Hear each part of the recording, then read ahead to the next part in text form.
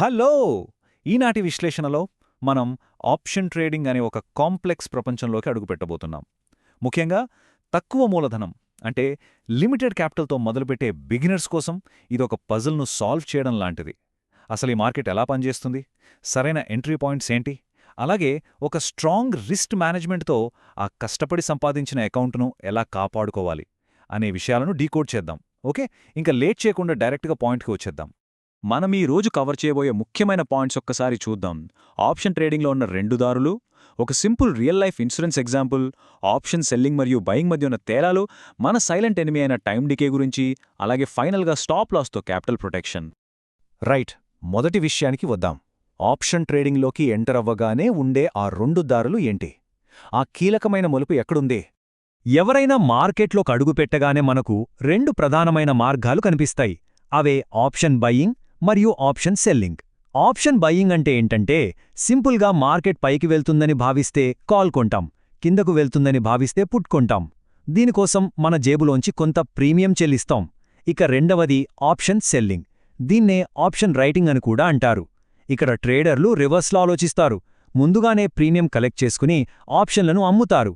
వినడానికి రెండు ఒకేలా అనిపించినా ఈ రెండు టోటల్గా డిఫరెంట్ స్ట్రాటజీస్ అన్నమాట.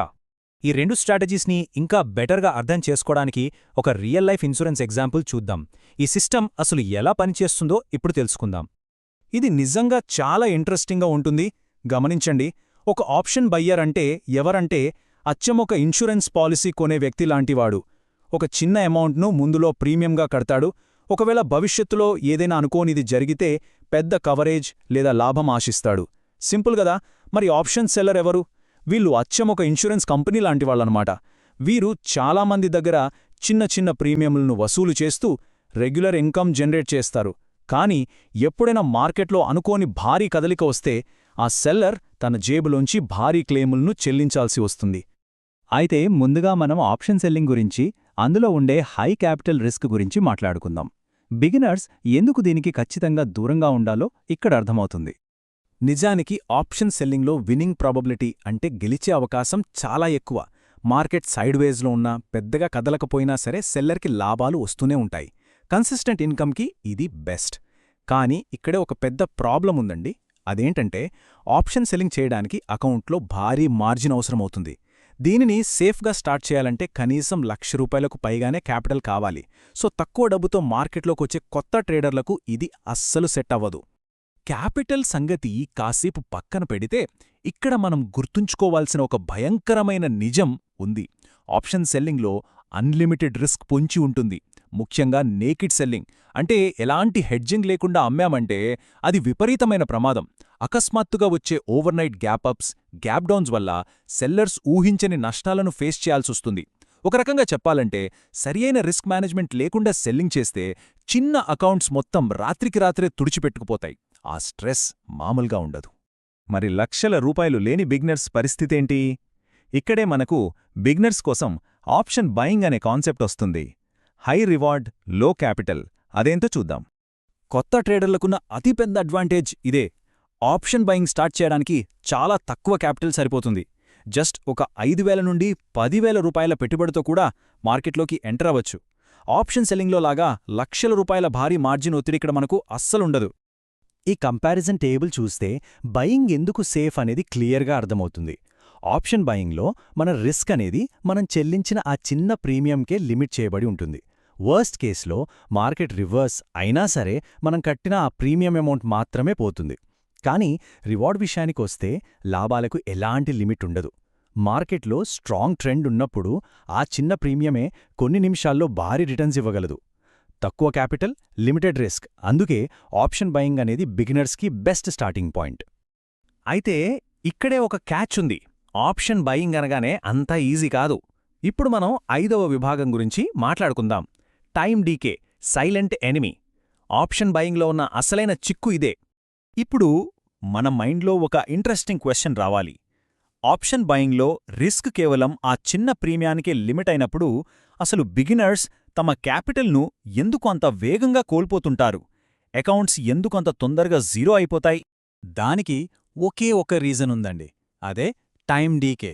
దీన్నే గ్రీక్ లెటర్ థీటా అని కూడా పిలుస్తారు. ఆప్షన్ బయ్యర్కి ఉన్న అతి పెద్ద సైలెంట్ శత్రువు ఇదే. మనం ఒక ఆప్షన్ కొన్న తర్వాత మార్కెట్ మనం అనుకున్న డైరెక్షన్లో వెళ్లకుండా, ఎటూ కదలకుండా అలాగే సైడ్వేస్లో ఉండిపోయిందనుకోండి, మనం చెల్లించిన ప్రీమియం వాల్యూ నెమ్మదిగా కరిగిపోవడం మొదలవుతుంది. బయటపెట్టిన ఐస్ క్రీం ఎలా కరిగిపోతుందో అలా అన్నమాట. ఎక్స్పైరీ డేట్ దగ్గర పడుతున్న కొద్దీ ఈ టైం డీకే స్పీడ్ పెరిగి ఆప్షన్ వాల్యూని ఫాస్ట్గా జీరోకి తీసుకెళ్తుంది. అందుకే బయ్యర్స్ విన్నింగ్ పర్సెంటేజ్ చాలా తక్కువగా ఉంటుంది. సో ఈ టైం డికే అనే శత్రువు కారణంగా ఆప్షన్ బయింగ్లో సక్సెస్ అవ్వాలంటే మార్కెట్ డైరెక్షన్ కరెక్ట్గా ఉండాలి, అలాగే టైమింగ్ కూడా పర్ఫెక్ట్గా ఉండాలి. ఫాస్ట్ మొమెంటం ఉంటేనే లాభాలొస్తాయి. టైమింగ్ ఏమాత్రం లేట్ అయినా ఆ ప్రీమియం కరిగిపోయి నష్టాలొస్తాయి. అప్పుడేమవుతుంది?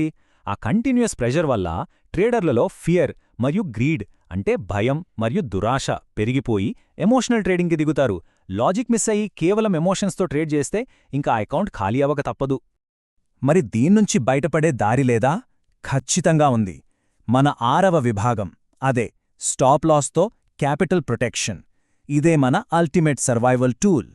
ఇక్కడ మనం సోర్స్ మెటీరియల్లో ఉన్న ఒక ఇంపార్టెంట్ కోడ్ గురించి మాట్లాడుకోవాలి. Strict stop loss, proper setup, discipline mandatory. మన దగ్గర ఎంత అద్భుతమైన సెటప్ ఉన్నా సరే స్ట్రిక్ట్ స్టాప్ లాస్ వాడటం అనేది ఒక ఆప్షన్ కాదు, అది కంపల్సరీ. మార్కెట్ రివర్స్ అయ్యి ఒక చిన్న లాస్ వచ్చినప్పుడే దానిని కట్ చేయకపోతే ఆ చిన్న నష్టమే పెద్దదై మొత్తం ట్రేడింగ్ అకౌంట్ను లాగేస్తుంది. ఒక ఖచ్చితమైన డిసిప్లిన్తో స్టాప్ లాస్ పెట్టుకోవడం మాత్రమే మనకున్న ఆ లిమిటెడ్ క్యాపిటల్ను రక్షించగలదు. ఓకే, ఈ మొత్తం విశ్లేషణను కొత్త రీటైల్ ట్రేడర్ల కోసం ఒక చిన్న రోడ్ మ్యాప్లా సమ్మరైజ్ చేసుకుందాం. ఫస్ట్, ట్రేడింగ్ జర్నీ ఎప్పుడూ ఆప్షన్ బయింగ్ ద్వారా స్టార్ట్ చేయాలి. సెకండ్, రిస్క్ లిమిట్ చేయడానికి కేవలం 5,000 నుండి 10,000 రూపాయల వరకు స్మాల్ క్యాపిటల్ని మాత్రమే వాడాలి. అండ్ థర్డ్ మోస్ట్ ఇంపార్టెంట్, ఆ స్మాల్ క్యాపిటల్ని కాపాడుకోవడానికి స్ట్రిక్ట్ స్టాప్ లాస్ అనే ఒక బ్రేక్ చెయ్యలేని అలవాటును, ఒక రూల్ని ఫాలో అయ్యి తీరాలి. ఫైనల్గా ఆలోచింపజేసే ఒక ప్రశ్ననడుగుతాను. ఆప్షన్స్ ట్రేడింగ్ మెకానిక్స్ అంతా నంబర్స్ అండ్ మ్యాథమెటిక్స్ అండి. ప్రాబబిలిటీ, టైం డీకే, మార్జిన్ ఇవన్నీ అందులో భాగమే. కానీ ఒక కొత్త ట్రేడర్ మార్కెట్లో ఎక్కువ కాలం సర్వైవ్ అవ్వగలడా లేదా అనేది డిసైడ్ చేసేది ఆ ట్రేడింగ్ స్ట్రాటజీ అంటారా? కానే కాదు. అది పూర్తిగా వారి స్టాప్ లాస్ డిసిప్లిన్ మీద ఆధారపడి ఉంటుంది. మార్కెట్లో నిలబడాలంటే క్యాపిటల్ ముఖ్యం, దాన్ని కాపాడుకోవాలంటే క్రమశిక్షణ ముఖ్యం. ఈ విశ్లేషణ ఆప్షన్స్ ట్రేడింగ్లోని రిస్కుల మీద ఒక క్లియర్ పిక్చర్ ఇచ్చిందని అనుకుంటున్నాను. Happy trading! మా వద్ద ఉన్న ఎక్కువ విన్ రేట్ మరియు 1:2 రిస్క్ రివార్డ్ రేషియో ఉన్న Nifty option buying strategy ebook కావాలనుకునేవారు మా వాట్సాప్ నంబర్కు పీడీఎఫ్ అని కామెంట్ చేయగలరు.